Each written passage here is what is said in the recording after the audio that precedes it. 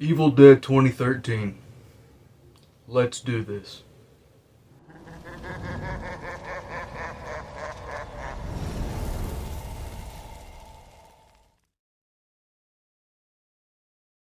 Hey, what's up everyone? Welcome back to the Horror Fan 88 channel. I'm back once again for another video. Of course, today we are here to review Evil Dead 2013. So, I guess a fun way to start this off would be that when this film was originally announced and was coming out, I was kind of bitter towards it because, I was like, an Evil Dead remake? Nope. Because, to keep in mind, this was still pretty much in the era of the remakes, and remakes have been around for a very long time, but I would say it was, of course, around the Texas Chainsaw Massacre 2003, which, as great as I think that movie is, it was kind of the jumping point for the remake craze of, like, the next decade. It was just remake after remake after remake, and for the most part, they would just be, like, watered-down PG-13 versions of already awesome 70s and 80s horror films. So, it was just a decade of just... But sometimes it worked out, like I said with the Texas Chainsaw Massacre or the Hills Have Eyes remake. Sometimes it would do good. Then, of course, Evil Dead 2013 came out. I finally gave in, went to see it, and honestly was kind of blown away by it. I was like, holy crap, that was awesome, because this movie is not watered down in the slightest. And in my personal opinion, this is probably the darkest film in the franchise, the most serious film in the franchise, and possibly the most brutal. Now, of course, I'm talking about as of now, because we still have Evil Dead Rise coming out. But, yeah, so if this is my first review of this franchise you're seeing, I'm pretty much reviewing every film in the Evil Dead franchise leading up to Evil Dead Rise, my most anticipated movie of the year.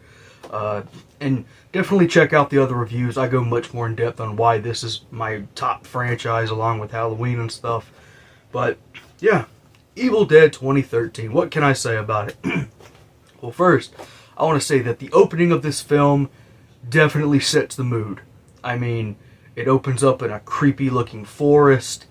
You have this girl walking around in the woods, then all of a sudden she gets taken. Then she's like tied to a freaking post. And, of course, you're thinking, oh crap, what's going on here? But, of course, you find out she is a Deadite. So they set her on fire. It's insane. Then, title card. What a way to start the film. Absolutely just insanity. And, of course, this film was directed by Fede Alvarez, who I think does an absolutely excellent job directing this film. Beautiful cinematography, beautiful shots throughout the film. It just overall looks really great. And of course, Bruce Campbell and Sam Raimi and Rob Tapert, still are very much involved within this film, much like they are with Evil Dead Rise. So it's not like an Evil Dead movie without any of them involved. They're still there, but behind the scenes. And yeah, pretty much the story of this film, you have Mia, played by Jane Levy, who is a drug addict trying to get clean, so her friends, and her brother all go to their family's cabin for her to completely get clean. Like, stay there, she can detox, fight it, because at one point they say in the movie she did previously OD before. So that's pretty much why they're going to the cabin. And yeah, from there it is insanity, carnage, blood, all of it. But a neat thing I wanted to talk about this film is that if you wanted to consider this a part of the same universe, you totally could. Like, for me, I don't consider this to be a remake, even though I went on that little rant about remakes earlier. But I say that because after this film came out, there was actually talks of them doing, like, kind of a crossover. They do, like, an Evil Dead 2, an Army of Darkness 2, and a movie that brings Ash and Mia together. So I thought, hey, that would have been cool. Of course, it didn't happen. We ended up getting the awesome Ash vs. Evil Dead. But still, you could still think of this as its own universe if you'd like. Or if you think of it as a remake, that's fine too. But pretty much, I won't be going through this movie beat by beat because I'm sure many of us have seen it. But like I said, it's filmed very well. The use of practical effects in this film are absolutely amazing. Very little CGI enhancements, and I'm sure they're there, but if they are, they're very hard to notice, so that's great. And to me, the star performance in this film is, of course, as I said, Jane Levy. She is absolutely incredible in this film with the levels that she has to go to with being one of the possessed Deadites to being all emotional and acting scared. Like, she is fantastic in this film. And, of course, there will be spoilers throughout talking about it, but I'll say this. One of the things that threw me for a loop when I first saw this in theaters was the fact that I was fully believing that the brother character, David, was kind of our Ash character of the movie. Because at one point, he's even the last one not possessed and alive at the end. So I'm like, okay, he's our Ash character. Then, from what the book says and everything about ways to cure the evil, you can alive burial, set them on fire, bodily dismemberment. He ends up taking Mia, who was possessed, burying her alive, and then she ends up being cured. So I'm like, oh, cool. But then he ends up getting killed, and then she's the lone survivor who has to fight the big bad. And I was like, that was a twist, because I thought he was the Ash character. But, Mia has become, without a doubt, one of the most popular characters in the franchise, with a lot of people wanting to see her return. I do think that would be cool, because Mia is really cool. So, when it comes to, like I said, practical effects, Mia looks insane in that cellar. She just looks evil as hell. You have Olivia, who at one point is like sawing her face off with broken glass, and it looks insane. You have Natalie, who actually gets bit on the hand at one point in the film and kind of gets the Ash Williams possessed hand going on there, and then, of course, she has to cut it off. But her Deadite design is awesome as well, because she has a nail gun, and she has, like, nailed herself in the face several times, and it looks so brutal and nasty. And for me, honestly, the character Eric, like, he is the one that originally, he reads from the book. When they go into the cellar, he finds the book. He reads from it, even though it says, don't read it, don't look at it, don't say it, none of it. But, during that scene, you can kind of hear, like, these voices and the whispers going on. Kind of like the Deadites were enticing him to read it anyway. But let's see, he gets stabbed in the chest with a piece of glass, stabbed in the eye with a needle, which then he has to pull out.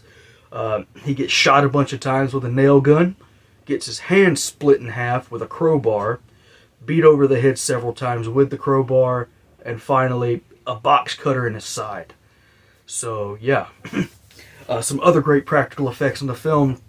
There's a scene where Natalie is trapped in the cellar, and Mia is like slowly creeping up on her, and she has a box cutter, and she licks the box cutter, splitting her tongue in half, and it is just a wild looking sight. As far as the Book of the Dead itself, the Necronomicon, this is the first time that it really had a drastic different design take, because as we know, of course, the Book of the Dead is bound in human flesh and inked in human blood, but through the 3 previous films, the book has always had a face. This, on the other hand, does not have a face. It kind of just looks like Leatherface's favorite novel or something. But it still looks pretty cool. And, yeah, throughout the movie, there's this talk of this entity, the Abomination, who, if it gets 5 souls, then the skies will start raining blood, and it'll take over the world, all that shit. By the end of it, pretty much it gets 5 souls, because even though Mia technically died, but was revived, it still got her soul. So she has to be the one to face up and fight the evil, and of course she actually loses her hand in the process. Yeah. And one of the best lines, I think it's an awesome one-liner, at the end of the film, the evil crawls up to Mia and says, "I will feast on your soul." She puts the chainsaw on her stump, says, "Feast on this, motherfucker," and just saws it all to hell, and it is beautifully done. So much blood. But one of the final things I wanted to talk about was a few years ago we did get the unrated theatrical cut or the unrated cut for the first time on Blu-ray. Tongue-tied already. And it included scenes that were not in the theatrical version, like, of course, there was the scene where Mia is doing the "We're gonna get you" and stuff like that, which was in the trailer but not in the theaters. And then there's a shot of, there's a scene of David kind of cleansing the dead anyway. Like, He sets Olivia on fire. He takes his girlfriend to the tool shed, tapes her up, and much like Ash in the original, he this time he actually saws through her, and the shot of David kind of is reminiscent of Ash in Evil Dead 2 when he's chainsawing his hand and the blood shoots in his face and stuff. But yeah, really cool stuff like that. And you know, at the end credits, it's really neat because you start getting towards the end, you hear the recording of Professor Noby from the original film. And then, of course, you do get the cameo by Bruce Campbell himself, which it's a quick cameo. It's just his head comes up out of the dark. He says groovy, looks at the camera, done. So, yeah, with that being said, Evil Dead 2013, an absolutely brutal as fuck movie that I absolutely love. And the thing is, I've noticed over time, as time goes on, this is a lot of people's favorite Evil Dead movie. But as I said in previous videos, to me the Evil Dead franchise doesn't have a single bad entry. They're all fantastic. So everyone has their own favorites. My personal favorite's Evil Dead 2. Someone else's is Army of Darkness, or the original, or this one. And I'm sure someone's is going to be Evil Dead Rise, and that's just awesome. But yeah, Evil Dead 2013, I'm glad that I gave this a chance back when it came out and didn't just turn it away because I thought it was another crappy remake. But yeah, absolutely love the film. And with that being said, thank you so much for watching. I hope you enjoyed the review. Let me know what you think of Evil Dead 2013 in the comments. Is it your favorite? Do you think it's a really great movie? And with that being said, thank you so much for watching. I will see you on the next one. Peace out.